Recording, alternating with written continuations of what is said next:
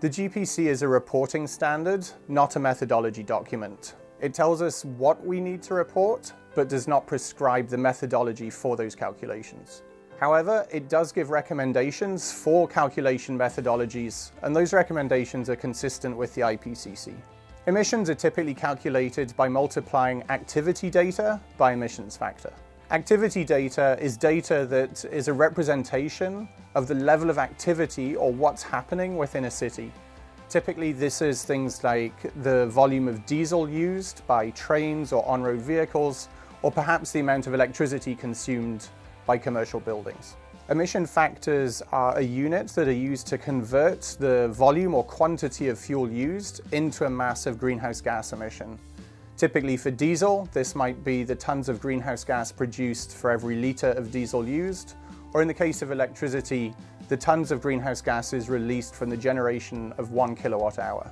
When using emission factors, it's preferable to use emissions factors that are geographically specific or as relevant to a city as possible.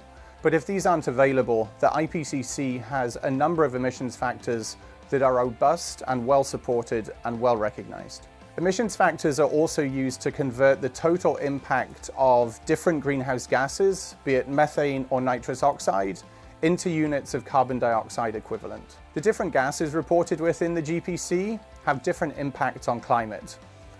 To make sure that those impacts are accurately reflected, we use what is called the global warming potential. By using what is referred to as the global warming potential for the different gases reported in the GPC, we're able to aggregate the impact of all those gases together into a single unit, that of CO2e, or carbon dioxide equivalent.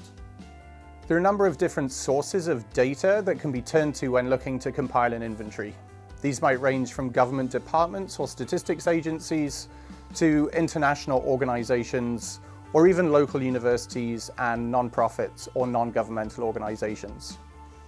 Local utilities or service providers can also be a very good source of information for the compilation of inventories. It's also important not to overlook sources of information that may be closer to home, such as industry associations or even colleagues within your own government organization, but that happen to be in different departments.